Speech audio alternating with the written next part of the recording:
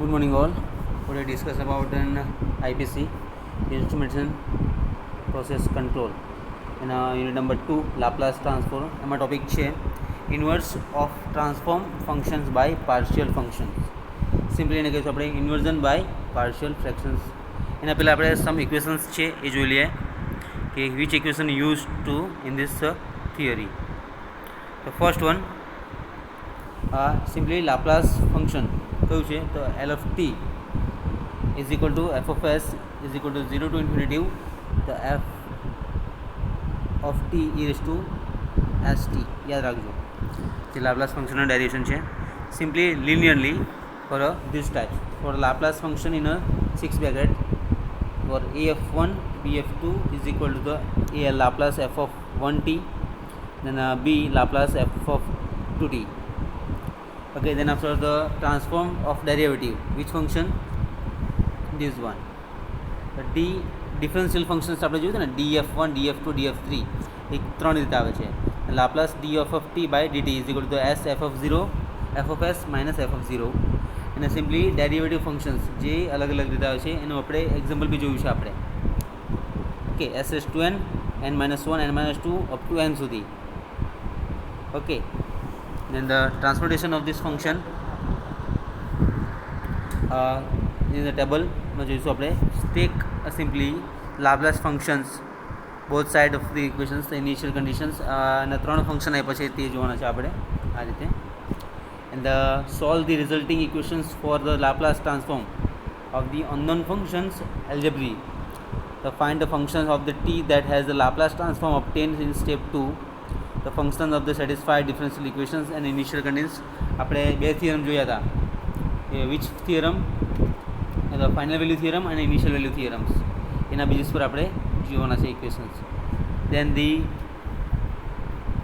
Which third steps for frequently the most difficult of the tedious steps we will make the consist of the partial fractions expansions and accomplish for this unit. Okay, તો start કરીશું. Unit number 2 Laplace ટ્રાન્સફોર્મમાં અમારો topic છે inversion by partial fractions. તો main equations કયું છે? Simply differentiation આપણે આ follow કરીશું.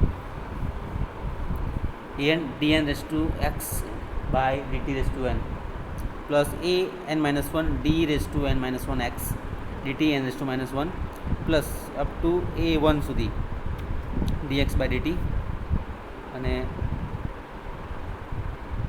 a0x is equal to r of t. Then the unknown function of x of t is equal to the an minus 1 a1 and a0 are the constant. The given function r of t is called the forcing function. In addition, for all problems of interest in the control system analysis, the initial conditions are given. In other words, values of the x dx by dt and d raised to n minus 1 x dt by n raised to n minus 1. Okay, જે આ ફંક્શન્સને આપણે example તરીકે લઈશું. General form આપ્યું છે equations. And the partial fractions. Okay, જે inverse ફંક્શનનું partial fraction છે જે આપણે જોઈશું. In the series of the example that follows the technical of partial function innovations for solutions of these classes differential equations in presented simply solve. example જોઈશું this one most important છે, ખાસ ધ્યાન આપજો. for simply dx by dt plus x is equal to 1. કયું function આપ્યું છે? ડિફરન્શિયલી function આપ્યું છે ને પાર્શિયલ ફ્રેક્શન્સ આના માટે. ઓકે, તો શું છે functions? આયરુઆ dx by dt plus x is equal to 1. the x of 0 આપ્યું છે તો લાપ્લાસ થિયરમ યુઝ કરીએ આપણે. લાપ્લાસ ટ્રાન્સફોર્મ yield તો simply s x of s plus x of s તેનું શું છે? 1 by s. આવ્યું x of s plus s x of s is equal to 1 by s. તો સિમ્પલી એનું x of s શું બનશે? તો 1 by s s plus 1. બીજી રીતે ઓકે, તો હવે આને આપણે સોલ્વ કરવાનું છે લાપ્લાસ ફંક્શનમાં. તો પાર્શિયલ ઇન્વર્ઝન્સ થિયરમ છે એને આપણે ધ્યાનમાં લઈને શું કરીશું, આ જે વેલ્યુ છે આ x(1) લઈશું. તો બે કમ્પોનન્ટ છે ને s અને s+1. તો પહેલા કમ્પોનન્ટને શું લઈશું આપણે 1/s પ્લસ 1/s+1. તો આ રીતે લઈ શકાય. તેમાં આપણે આ રીતે લઈશું તો a/s પ્લસ b/s+1 લખી શકાય ને આ રીતે. દેન સિમ્પલી આપણી પાસે ઇક્વેશન્સ છે લાપ્લાસનું. તો કઈ રીતે આવશે, x(t) = a plus b e⁻t હે ને. 1/s+1નું ઇક્વેશન છે આપણે easily e⁻t. Then therefore a and b are known, we would have the solution. The condition on the a and b are that they must be choose for equation 3.1. તો simply આપણે લઈશું equations કયું છે 1/s+1 લઈ લઈએ આયરવા. તો એ component a લઈશું અને b s/s+1 બાય s લઈશું 3.1. એટલે આ રીતે આવશે તો a plus b s/s+1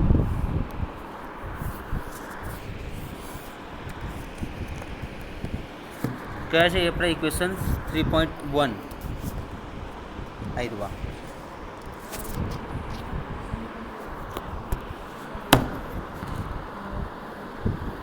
and where એ અને બી રી એક્સ કોન્સ્ટન્ટ છે એને આપણે x(t) લઈ લઈએ અને a પ્લસ b e⁻t તેના બેઝિસ પરથી ઇક્વેશન મળશે આપણને આયરવા.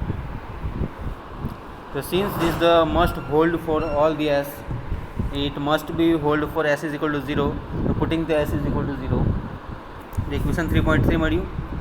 this one third, this one second અને આગળનું છે તે ફર્સ્ટ. એના બેઝિસ પરથી આપણી પાસે a = 1 વેલ્યુ છે, equation represented by the 1 and the 3.1/s+1. તો શું થશે 1/s 3.1 છે ને આવ્યા 1/s s+1 = 1 થઈ ગયું. s ની વેલ્યુ 0 મૂકી એટલે તો a/s s+1 + b મળી ગયું ઇક્વેશન્સ. તે એના આપણે સોલ્વ કરીએ તો b = આપણને 1 મળશે. s = -1 યીલ્ડ લઈ લો અલગ અલગ વેલ્યુ પુટ કરીને 0 1 2 -1 -2. તો અલગ અલગ વેલ્યુ મૂકીને આપણે આ વેલ્યુ ફાઇન્ડ કરી શકીએ છીએ. Okay, then this procedure for determining the coefficient is called as the Heaviside expansion. But there is a easy way to visualize for this procedure a and b in this case. અને consider four equation number 3.1 જે આપણે જોયું છે આગળ આવ્યું 3.1. Okay, હવે function શું હતું dx/dt પ્લસ x = 1. તો x(0) 0 આવશે અને s(x) પ્લસ x(s) = 1/s જે લાપ્લાસ ટ્રાન્સફર પરથી આવશે ને L(x)t. and this is access 1/s+1 and the theory of partial fractions enables us to write this formula x(s) = 1/s+1 = a/s plus b/s+1. so x(t) = 1 plus b e⁻t and therefore the a and b are known, the we would have the solutions. The conditions on a and b are that the must be choose this equation number 3.1. Okay, તો એના પરથી value મળશે આપણને 1/s+1 અને a plus b/s+1. ત્યાં એસની value 0 put કરી છે અને એસની વેલ્યુ 0 પુટ કરી ઇક્વેશન નંબર 3માં. તો a = 1 મળી ગયા. તો whole this equation at this value તો 1/s a/s+1 plus b which equation 3.1. તો આપણે s = -1 પુટ કરીશું તો b = -1 મળશે આપણને. Okay, this procedure for determining the coefficient is called the Heaviside expansion. Okay, similar for this for example this one 1/s s+1. તો આ જે છે 0 એને આપણે s = 0 લઈ લઈએ તો આપણને a = 1 મળે ને. તો b = b આપણે s+1 = -1 લઈએ તો અહીંયા -1 મળશે. તો અલગ અલગ વેલ્યુ થઈ ગઈ. એના પરથી આપણે ખ્યાલ આવે કે આ જે ફંક્શન છે cross multiplication as well as the quick visualisation work for this root for the which one x(s) 1/s s+1. તો 1/s માઇનસ વેલ્યુ પુટ કરી નાખવાની ત્યાં 1/1 + s. કયામાં જે મેઇન ફંક્શન હતું ને ઉપરનું આયરવા. તો 1/s - 1 + s = 1 / 1 + s. તો 1/s - 1 + s = 1 / 1 + s. 1 / 1 + s = 1 / 1 + s. This one. અહીંયા વેલ્યુ 1 -1 બીની વેલ્યુ બી પુટ કરી નાખવાની ને મેઇન ફંક્શનમાં એ અને બીની વેલ્યુ પુટ કરી નાખવાની તો આપણને આ ઇક્વેશન્સની વેલ્યુ પડશે. ઇક્વેશન 3.3માં વેલ્યુ પુટ કરી a ઇઝ ઇક્વલ ટુ 1 અને b ઇઝ ઇક્વલ ટુ -1 ની વેલ્યુ પુટ કરો એટલે આપણને ઇક્વેશન્સને કયું મળશે? આ જે છે 1/s s+1 is equal to 1/s minus 1/s+1. Then these equations Laplace transform for x of t is equal to 1 minus e raised to t. Simply 1/s નું ઇક્વેશન શું છે આપણું વન ફંક્શન સિમ્પલી અને એ 1/s+1 છે e raised to t function જોયું હતું આપણે theorem બી જોયું હતું અને ટ્રાન્સમિશન્સ બી જોયું હતું. ઓકે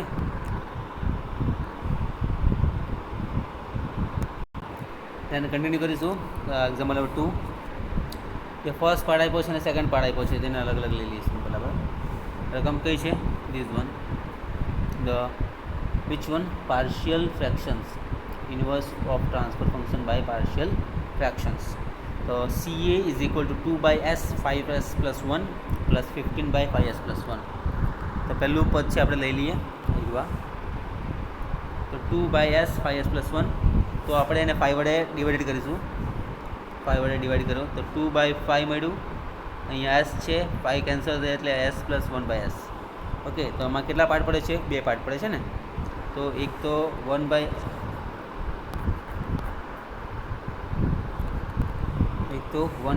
વાળું પાર્ટ અને બીજું છે 2/5/s+1/5. 5 કેન્સલ કરી નાખો તો આપણને શું મળશે? -2/s+1/5. ઓકે તો આના પરથી આ રીતે લખી શકાય a/s અને b/s+1/5 is equal to 2/s plus -2/s+1/5. હવે બધી વેલ્યુને આમાં પુટ કરી નાખીએ આપણે જે ઓલ ફંક્શન્સ આપ્યું છે તેમાં. આજે ઓલ આખું 2.10માં છે એને રિટર્ન લખીશું આ રીતે આપણે હા ને આખી વેલ્યુ લખી નાખીને આ રીતે તો શું આવશે? આઈવા ફંક્શન્સ. તો CAS વેલ્યુ આખી વેલ્યુ તો આવી ગયા છે અહીંયા સુધીની ખાલી ચેન્જ કઈ થશે? આટલો ચેન્જ થશે 2/s -2/s+1/5 plus 3/s+1/5 is equal to 2/s plus 1/s+1/5.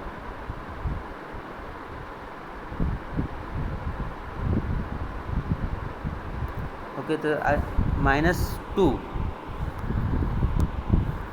Plus 3 is equal two તો 1 આવે ને એટલે આખું આ ફંક્શન આના પરથી લખાયું. then the theorem પરથી ખ્યાલ આવશે c of t 2 plus e raised to -t/5. Okay તો અલગ અલગ વેલ્યુ પુટ કરીને જોઈએ આપણે કે 2.11 છે ઇક્વેશન્સ આ રીતનું આપ્યું છે. સિમ્પલી એક્ઝામ્પલ અલગ બીજું અહીંયા સુધીનું સોલ્વ થઈ ગયું એક્ઝામ્પલને.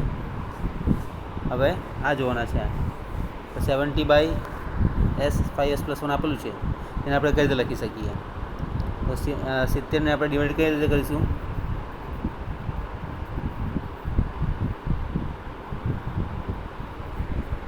ડિવાઈડ 5 વડે ડિવાઈડ કરી નાખીએ બધી બાજુ તો 70/s પ્લસ -70/s+1/5 તો પ્લસ 80/7 70/s તો છે જ એઝ ઇટ ઇઝ આગળના એક્ઝામ્પલમાં આવ્યું તે પ્રમાણે અને આ રીતે લખ્યું છે તો 70 + 10 e raised to -t/5 આવશે. ઓકે આપણે ટોટલી 2 એક્ઝામ્પલ સોલ્વ કર્યા છે. આ થર્ડ એક્ઝામ્પલ આપણે નેક્સ્ટ લેક્ચરમાં જોઈશું. એ પહેલાં આપણે થોડુંક રિવિઝન કરી નાખીએ. ઓકે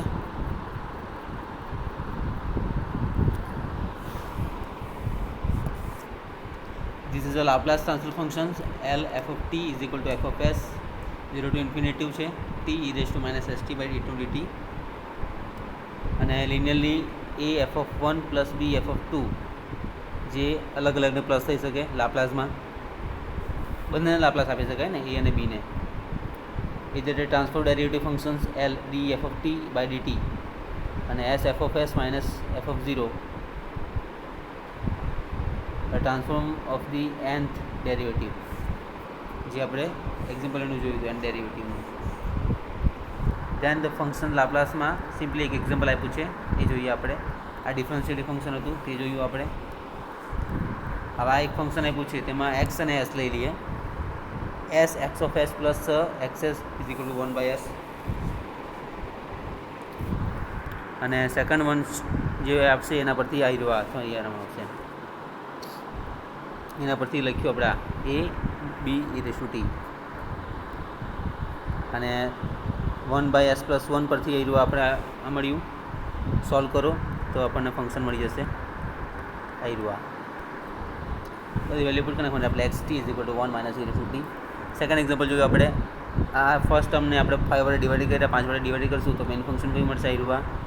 એ જ રીતે બધી વેલ્યુ આમાં ઇક્વેશનમાં પુટ કરી નાખીએ તો મેઇન ફંક્શન કયું મળશે આવી રહ્યું. દેન મેઇન અધર એક્ઝામ્પલ 70 વાળું જોયું. એમાં બી એ જ રીતે ડિવાઈડ કરી નાખો 70 વડે. 70/s છે અને માઇનસ 70/s પ્લસ 1 પ્લસ 80/8 5 વડે ડિવાઈડ કરીએ તો 1/5 મૂકી દઈએ અને ઉપર 5 વડે ડિવાઈડ થશે ને એટલે આ રીતના ફંક્શન આવશે. Okay, thank you so much. Next લેક્ચરમાં આપણે જોઈશું ડિટેલમાં આ example. Okay, thank you so much.